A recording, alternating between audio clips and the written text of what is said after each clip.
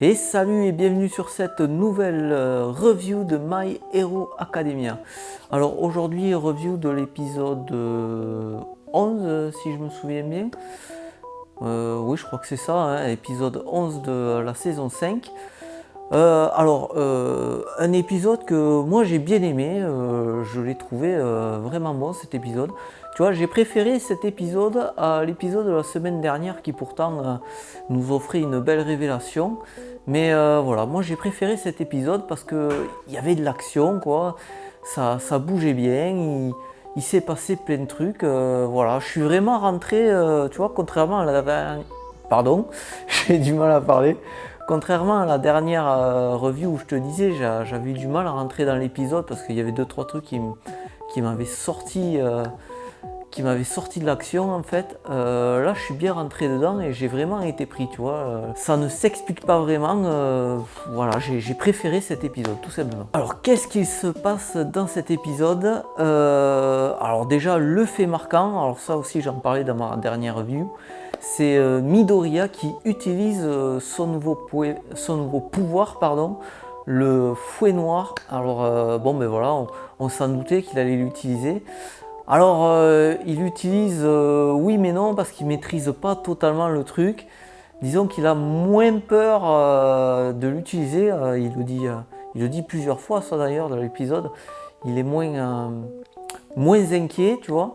Par contre, il n'arrive pas à vraiment l'utiliser longtemps ou même il n'a pas vraiment le contrôle dessus. Là. Voilà, là pour cet épisode, je pense que tout simplement d'instinct, il a compris comment il pouvait s'en servir. En plus, le détenteur du One for All, la dernière fois, lui avait expliqué que, enfin, il lui avait pas vraiment expliqué, mais on avait compris que c'est quand il voulait attraper le gars que le pouvoir s'était manifesté. Donc là, tout simplement, il a voulu attraper ces deux tuyaux qui lui tombaient dessus et dont le pouvoir s'est manifesté. Et il a réussi à l'utiliser. Alors par contre, ce qui m'embête un peu, moi, c'est qu'il explique qu'il ne peut pas vraiment bien l'utiliser ou plus le maîtriser, on va dire, avant qu'il n'ait le One for All à 100%, avant qu'il ne puisse utiliser le One for All à 100%. Et ça m'embête un peu. Pourquoi? Parce que est-ce que ça veut dire qu'on ne va pas le voir utiliser ce pouvoir? Parce qu'il est à 20% du One for All, il n'est pas prêt d'atteindre les 100% encore. Donc est-ce que ça veut dire que pendant tout le reste de la saison, là, il ne va pas utiliser ce nouveau pouvoir? Je ne sais pas, j'espère que non, j'espère que c'est pas ça. Il va sûrement arriver des trucs où il va l'utiliser parce que c'est pas possible. Si on doit attendre, voilà, en gros, si on nous vend un nouveau pouvoir, même là on nous en vend 6 en gros, et qu'en fait il peut pas l'utiliser avant de maîtriser à fond le One for All, honnêtement c'est pourri. Ça sert à rien de nous hyper de ouf avec des super pouvoirs, des nouveaux pouvoirs extraordinaires s'il peut pas s'en servir, tu vois. Donc voilà, cette phrase-là en fait m'a un peu gêné. Quand il dit ouais voilà il faut que je sois à 100% pour pouvoir le maîtriser. Là je me dis merde, attends, si le gars il doit encore attendre autant de temps pour utiliser son nouveau pouvoir, c'est chiant quoi, on va s'emmerder quoi tout simplement. Mais je pense pas que ce soit ça, je pense que ça va s'arranger. Oui encore une fois je ne lis pas le manga donc voilà, c'est normal que je sois pas au courant de ce qui va se passer plus tard. Hein. Alors un truc que je n'avais pas compris dans le dernier épisode et même au début de celui-ci, c'est quand on voit Neito, le mec qui a l'alter copie, en fait il a touché Midoriya, tu vois, c'est quand il donne une sorte de gifle comme ça. Et moi je pensais qu'il ne l'avait pas touché, que Izuku avait tout simplement esquivé le coup au dernier moment. Mais apparemment, après ce qu'on voit, ce qui se déroule dans cet épisode, apparemment il a touché Midoriya. Je trouve que cette scène est mal faite parce que ouais franchement on dirait vraiment que Izuku esquive le coup donc le reste bon ça collait pas mais bon finalement tu dis ben ok il a touché et donc ça colle. Donc qu'est-ce qui se passe? Eh bien il utilise Neito je parle, il utilise l'alter qui s'appelle double impact ou un truc comme ça qui permet de renforcer l'impact, donc il perturbe Mizuku pendant qu'il court après Hitoshi. D'ailleurs, Dans ma dernière review, je t'invite à aller la voir, je faisais la réflexion que c'était pas possible que Midoriya ne puisse pas rattraper Neito à ce moment-là parce qu'il avait le One for All et il pouvait rebondir de tous les côtés. Et là, c'est exactement ce qu'il fait pour rattraper Itoshi, tu vois. Donc pourquoi il n'a pas fait ça pour Neito, encore une fois j'ai envie de dire, entre guillemets, j'avais raison. Il pouvait tranquillement attraper Neito aussi en utilisant le One for All. Enfin bref. Donc voilà, alors ce passage-là, voilà, finalement, Neito a touché Midoriya donc au début. Voilà, encore une fois, moi, franchement, je ne le voyais pas. Et donc, on découvre un petit truc en fait. On découvre que Neito ne peut pas imiter le pouvoir de Midoriya, il ne peut pas imiter le One for All. Il ne peut pas le copier, voilà, c'est une spécificité du One for All. Et c'est pas mal, voilà, ça met un petit verrou, on va dire, à l'animé en fait. Parce qu'imagine, on pourrait se retrouver avec plein de personnages comme ça qui peuvent copier des haltères ou d'une autre façon et se retrouver avec le One for All ou le transférer d'une autre façon, on ne sait pas trop, par exemple avec la transpiration ou un truc comme ça. Voilà quoi. Tiens, mais par exemple, il y a le personnage qui utilise le sang là, tu sais, la fille là, je sais pas comment elle fait. Elle utilise le sang des autres pour prendre leur apparence, si je me souviens bien, qui est dans l'équipe des vilains là. Imagine qu'elle pique le sang. D'ailleurs, elle a piqué le sang de Midoriya, je crois, si je me souviens bien. Ouais, imagine qu'elle pique son sang et dans le sang il y a l'ADN et qu'elle se retrouve avec le One for All.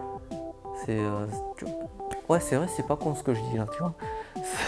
Je viens d'y penser sur le moment, mais bref, voilà, le One for All ne peut pas être copié par Neito et finalement c'est une bonne chose parce que pareil, on a vu qu'il fallait un entraînement aussi pour le maîtriser, donc le gars risquait d'exploser. Ça aurait été pas mal, n'empêche. Je suis un peu gore sur les bords. Mais bon, voilà. J'en finis là pour cette petite partie. Alors ensuite, une scène que j'ai beaucoup aimée, ça dure 3 secondes. Hein. C'est celle où on voit Itoshi s'enfuir, quoi. Et il se déplace comme Spider-Man avec ses rubans, là. Tu vois, il lance ses rubans comme ça, il se déplace sur les tuyaux, j'ai bien aimé. Et cette scène est vachement bien faite. Il y a un effet un peu 3D, on va dire, tu vois. Je pense, on dirait un effet numérique aussi. Et voilà, où tu le vois avancer comme ça et la caméra qui le suit à travers les tubes. Et j'ai trouvé cette scène vachement bien faite. Encore une fois, ça dure 3 secondes. Mais à ce moment-là, je fais oh, ça c'est top, tu vois. Voilà, et ensuite la victoire se solde par la classe, par l'équipe et aussi la classe 2A. Et bon, mais on s'y attendait un peu. Hein. Ça aurait été plus sympa de les faire perdre, en fait, je trouve. Ça aurait été plus judicieux, voilà, ça leur aurait donné une leçon. Voilà, j'aurais trouvé ça plus intéressant de les faire perdre, en fait. Mais bon, voilà, ils ont gagné, c'est très bien, tout le monde est content. Et donc ensuite, il y a un petit débriefing comme d'habitude. Et qu'est-ce qu'on peut dire dessus? Pas grand-chose, à part que Itoshi, voilà, il se rend compte que la filière héroïque, c'est vachement dur. Il se sent pas du tout à la hauteur pour l'instant. Hein. Voilà, clairement, il comprend qu'il a encore beaucoup de travail pour atteindre le niveau des autres. Il va falloir qu'il s'entraîne beaucoup. Et donc, d'après ce que j'ai compris, il n'intègre pas la filière héroïque maintenant. Voilà, c'est apparemment, voilà, c'était un test en fait. Et d'après ce que j'ai compris, c'est pas dit, c'est pas dit mot pour mot, mais on le devine. Voilà, c'est pas maintenant qu'il va intégrer la filière héroïque. Je pense, voilà, dans un prochain arc sans doute. Pour l'instant, il va s'entraîner encore et il intégrera un peu plus tard. Voilà, et maintenant, avec la fin de cet épisode, se termine aussi cet arc. Alors on va en parler un peu, qu'est-ce que j'ai pensé de cet arc? Eh bien, alors moi j'ai bien aimé, mais j'ai été déçu. Voilà, j'étais un peu déçu par cet arc. Moi je pensais que cet affrontement, on allait voir beaucoup de nouvelles techniques, tu vois, parce qu'ils ont tous travaillé de leur côté. Donc j'aurais aimé voir beaucoup plus de techniques spéciales, voilà, comme le Red Riot Unbreakable, j'en parle tout le temps, mais j'adore cette technique. Mais voilà, je pensais que tous les personnages, on aurait vu leur nouvelle technique. Alors on en voit quelques-unes, hein. On en voit par exemple celle de Tenya qui a le récipro turbo ou un truc comme ça. Voilà, on en a vu quelques-unes, mais pas assez à mon goût, tu vois. C'était pas. Je trouve que ça manquait de peps, ça manquait un peu de panache cet affrontement entre les deux classes là. J'aurais aimé que ce soit un peu plus développé, combat, un peu plus comme un tournoi, tu vois. Voilà, c'est dommage.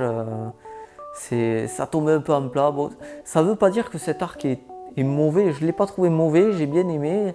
Il y avait des bons trucs, mais c'est vrai, c'était un peu long et poussif par moments. Mais il y avait aussi de très bonnes choses. Moi j'ai adoré, ouais.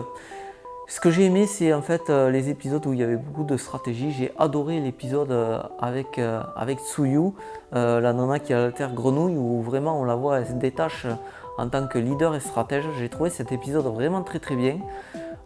J'ai beaucoup aimé, voilà, l'épisode avec Tenya aussi. L'épisode avec Bakugo était vachement bien aussi. Pourtant, voilà, j'aime pas trop Bakugo, mais voilà, cet épisode le mettait en valeur et franchement, j'ai beaucoup aimé cet épisode. On a beaucoup appris sur lui, on a vu un peu changer sa façon de faire, sa personnalité. Et ouais, cet épisode m'avait bien plu. Cet épisode aussi était pas mal. Ensuite, bon, cet arc, il servait surtout voilà, à révéler le nouveau pouvoir de Izoku. Mais je pense que on aurait pu aller plus vite quand même. On aurait pu faire un truc un peu plus rapide parce que là, ouais, on s'ennuyait un peu. C'était un arc bien, mais pas top. Voilà. Bref, je mettrais un petit. Je sais pas, j'hésite. Si je dois mettre une note sur 10, ouais, franchement, je mettrais un 6 sur 10. Ouais, pas plus. Ouais, honnêtement, pour moi, ça mérite pas plus. Pour moi, un bon arc, c'est la saison 3. C'est même pas un arc, c'est toute la saison, elle est parfaite. Allez, bon, rien n'est jamais parfait, mais pour moi, la saison 10, c'est un 9 sur 10. La saison 10, qu'est-ce que je raconte? La saison 3, c'est un 9 sur 10, tu vois. C'était vraiment une super saison. Voilà. Le combat contre Muscular, le combat contre All for One, il y avait quoi aussi? Je crois qu'il y a le sauvetage de Bakugo aussi dans cette saison. Cette saison était géniale, quoi. Moi j'ai été de fou pendant toute cette saison, je vivais les épisodes et j'étais à fond dedans. Donc ben voilà, je vais arrêter là. Donc cet épisode était pas mal. Cet arc était un peu. C'était moyen, quoi, on va dire. Mais voilà, j'attends avec impatience la suite, j'attends avec impatience les nouveaux pouvoirs de Midoriya, il en reste 5. Alors j'espère qu'on va les voir assez vite, j'espère qu'il va les utiliser surtout, pas qu'on nous montre un truc comme ça, tiens regarde il a ce pouvoir et puis que finalement il faut qu'il attende avant de pouvoir l'utiliser, ça m'emmerderait un peu j'avoue. Voilà, moi maintenant je veux de l'action, je veux que ça tabasse, je veux que ça pète quoi. C'est pour ça que c'est bien My Hero Academia parce que normalement, pas dans cette saison, mais normalement ça va vite.